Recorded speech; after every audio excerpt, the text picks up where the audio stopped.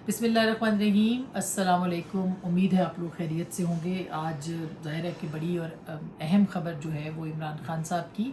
फ़ौज से बातचीत करना और फ़ौज के नुमाइंदे से बातचीत करना, ये एक अहम ख़बर है कि फ़ौज अपना नुमाइंदा मुकर्रर करे और मैं उससे बात करूँगा। तो ये पड़ी है जमहूरियत और ये पड़ी है सिविलियन बालादस्ती और ये पड़ा है आइन, और ये सब चीज़ें जो हैं आइन से मुतसादिम ज़ाहिर है कि हैं। और रियलिटी यही है कि ज़ाहिर है इख्तियार जो है वो आइन जो है वो नहीं देता किसी एक इदारे को, जो कि इदारा फ़ौज के हुकूमत के अंडर आता है या सिविलियन उसके अंदर आता है। लेकिन सच यही है कि फ़ौज ही बाइख्तियार होती है, इस्टेब्लिशमेंट भी बाइख्तियार होती है। लेकिन इमरान खान साहब उस पोजीशन पे हैं जहाँ पे वो ये कहते थे कि वो मकबूलियत के तमाम रिकॉर्ड तोड़ चुके हैं और उनके पास अवाम की ताकत है। अगर अवाम की ताकत है तो ज़ाहिर है फिर उनको अवाम की ताकत से ही बात करना चाहिए, उनको सियासतदानों से बात करना चाहिए। क्यों वो ये चाह रहे हैं इमरान खान साहब कि वो फ़ौज से बात करें और फ़ौज के नुमाइंदे से बात करें, फिर उसके अंदर जो है वो फ़ौज के अंदर भी जो उनसे सवाल पूछा गया कि आप मोहसिन नकवी साहब से बात करेंगे, तो उन्होंने कहा कि मोहसिन नकवी साहब से तो मैं बिल्कुल बात नहीं करूँगा। हालांकि यही इमरान खान साहब हैं जो कि आसिम मुनीर साहब के ख़िलाफ़, आर्मी चीफ़ के ख़िलाफ़ बातचीत करते थे, उनके ख़िलाफ़ बयानात देते थे। आज वो उन्हीं के साथ बातचीत करने की बात कर रहे हैं, उनके साथ बराह रास्त मुज़ाकरात, यानी फ़ौज के साथ, वो जो कि चीफ़ के बगैर तो नहीं हो सकते, उनके साथ बात करने का हवाला दे रहे हैं, उस पर रज़ामंदी का इजहार कर रहे हैं। उन्होंने जो आज गुफ्तगू की है उसमें बहुत दिलचस्प बातें और कॉन्ट्रडिक्शन है। इस बात के ऊपर हम आएंगे कि इमरान खान साहब जो हैं वो अब क्यों रज़ामंदी का इजहार कर रहे हैं, क्यों 9 मई के जो वाक़यात हैं उसके ऊपर जो है वो पुरअमन कॉल की बात बार बार क्यों कर रहे हैं, ये भी बहुत अहम है। लेकिन पहले ये कि वो ये कहते हैं कि फ़ौज पर तनकीद इस वजह से की थी क्योंकि तनकीद जमहूरियत का हुस्न है। और फिर उन्होंने कहा कि घर में कोई बिगड़ा हुआ बच्चा हो तो उस पर उसकी तनकीद की जाती है। हमने कभी फ़ौज पर इल्ज़ामात नहीं लगाए बल्कि हमने सिर्फ तनकीद की है। अब ये मेरा ख्याल है कि इमरान खान साहब की जो यादाश्त है वो बहुत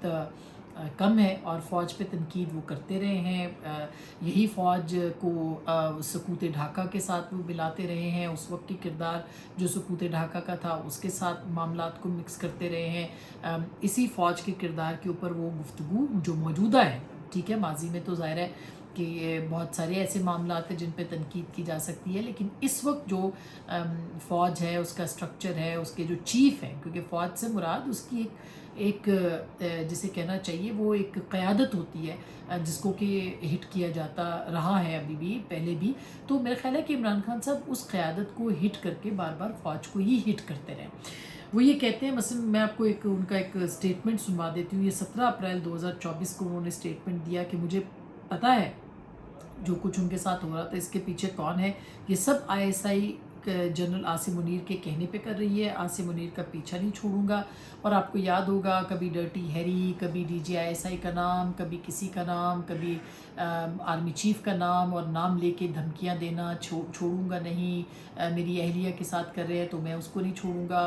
कैमरों की तरफ देख के इशारे करना और फिर उनका स्टेटमेंट देना, ये कोई बहुत दूर की बात नहीं है, माजी करीब की बात है। फिर उन्होंने 6 अप्रैल 2024 को ये स्टेटमेंट दिया कि सारी कौम को पता है कि जनरल आसिम मुनीर मुल्क चला रहा है। जनरल आसिम मुनीर ने मुझे तोड़ने के लिए तोशाखाना रेफरेंस में बुशरा बीबी को सज़ा दिलवाई। मुझे और मेरी बीवी को कुछ होता है तो जनरल आसिम मुनीर ज़िम्मेदार होंगे। लंदन प्लान जो है वो जनरल आसिम मुनीर और नवाज शरीफ के दरमियान था। लंदन प्लान के लिए जजेस को भी साथ मिलाया गया, ISI ने जजेस की तकर्रियाँ करवाई, यानी कि पूरी फ़ौज को ही उन्होंने लपेटा इसमें। इस वक्त बादशाह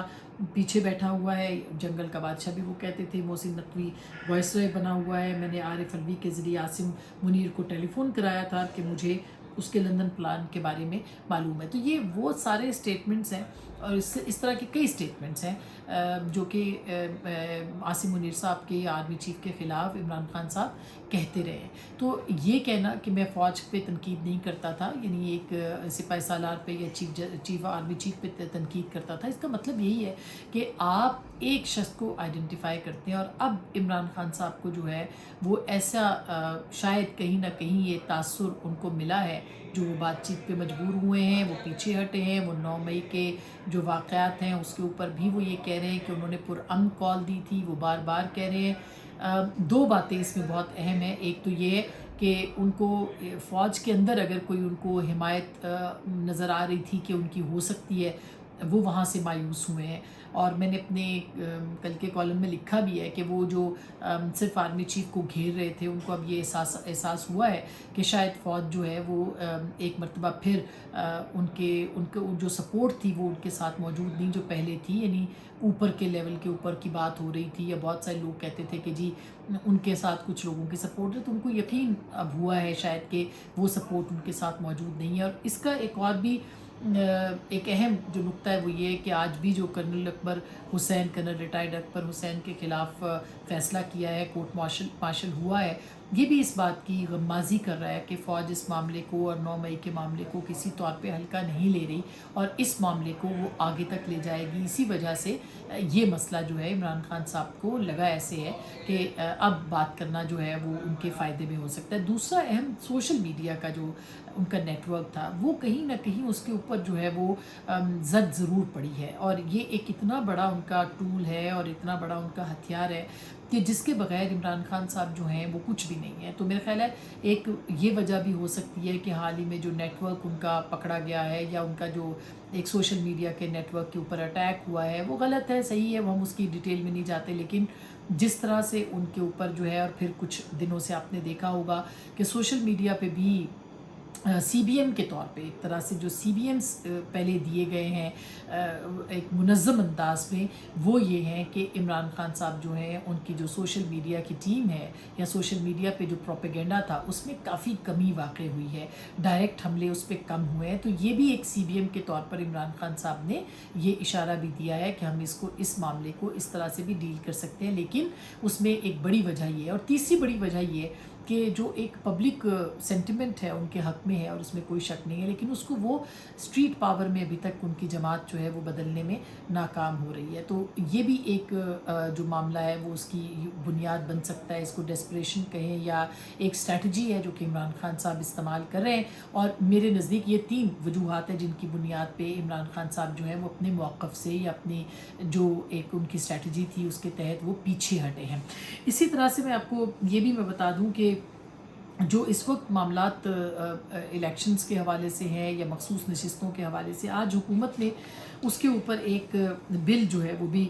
پیش کیا ہے، اور یہ الیکشن ایکٹ میں مزید ترمیم کا بل ہے. اور اس بل کے تحت جو اقرار نامہ ہوتا ہے یا حلف نامہ ہوتا ہے جو کہ کوئی بھی آزاد رکن جیتنے کے 3 دن کے بعد جو ہے وہ جمع کرواتا ہے، اس کے اوپر جو ہے وہ پابند کر دیا گیا کہ وہ 3 دن ہی، اس کا مطلب 3 دن ہی لیا جائے گا، اس سے زیادہ نہیں. یاد رہے کہ ابھی جو فیصلہ تھا اس میں یہ کہا گیا کہ 15 دن کے اندر اندر وہ کر سکتے ہیں، جو کہ قانون میں موجود نہیں ہے، اور اسی کو بنیاد بنایا جا رہا ہے کہ یہ غیر آئینی ہے، اور اسی کو سپریم کورٹ کے اس فیصلے میں آئین کو انکروچ کیا ہے جوڈیشری کی جانب سے. تو یہ اس کے اندر جو ہے وہ ترمیم کی جا رہی ہے، اور اس کے ساتھ ساتھ یہ بھی ترمیم کی جا رہی ہے کہ جو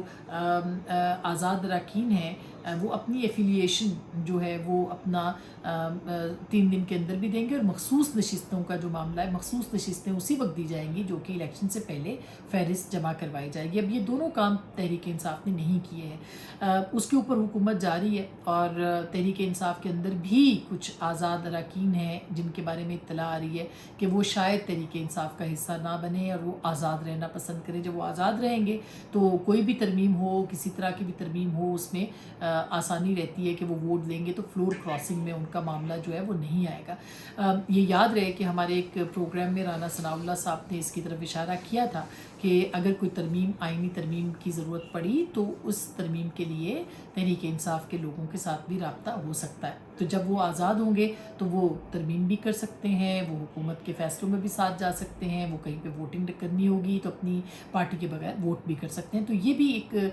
پریشر ہے جو کہ پاکستان تحریک انصاف پر اس وقت نظر آتا ہے، اور اس کا اشارہ آج عمران خان صاحب نے اپنی گفتگو میں دیا ہے کہ ان کی جماعت کو جو ہے وہ ختم کرنے کی کوشش کی جا رہی ہے. تو میرا خیال ہے کہ وہ یہ دیکھ رہے ہیں کہ کسی طریقے سے اس کو اسکویز ڈاؤن جو ہے وہ کیا جا سکتا ہے، اور اس کو آگے ان کی حکومت کے لیے جو ہے وہ خطرہ بن سکتا ہے، اور خاص کر کے جو الیکشن ایکٹ میں ترامیم ہے اس کی بنیاد کے اوپر. اچھا، یہ ایک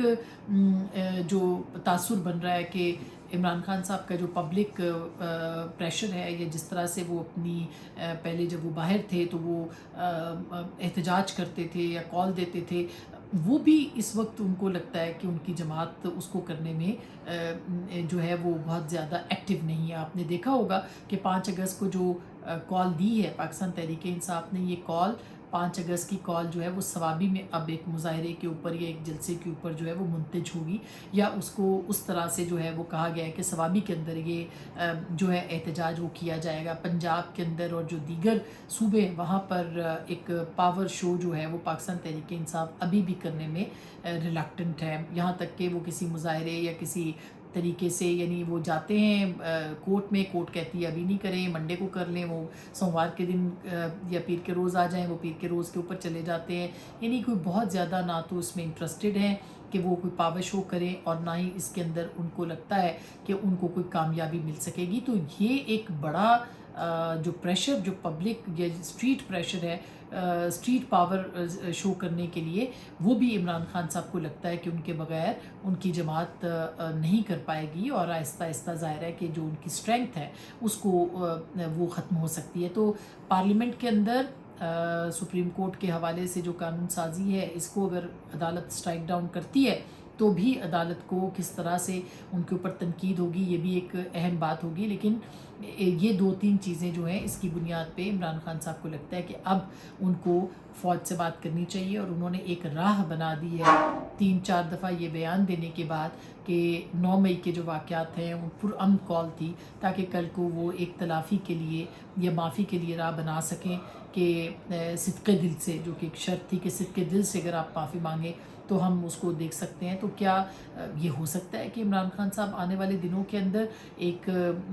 اسی کو بنیاد بنائیں کہ ہم نے پرامن کال دی تھی، ہمارے کہنے پہ لوگ گئے تھے، یاد رہے اس سے پہلے وہ تسلیم نہیں کرتے تھے، لہٰذا ہم اپنی غلطی تسلیم کرتے ہیں اور ہم آپ سے جو ہے وہ معافی مانگتے ہیں. کیا اس کی راہ جو ہے وہ بنائی جا سکتی ہے، بنائی جا رہی ہے، اور کیا اس کی تلافی ہو سکتی ہے؟ کیا مقتدرہ اس کے لیے تیار ہوگی؟ تو ہمارے ابھی تک کے جو سورسز ہیں وہ یہ کہتے ہیں کہ مقتدہ فی الحال جو ہے مقتدرہ وہ براہ راست بات کرنے کے لیے تیار نہیں ہے. تو یہ ہے وہ اطلاعات جو کہ ہم نے آپ تک پہنچانی تھی. اپنا خیال رکھیے گا. اللہ نے کے بعد.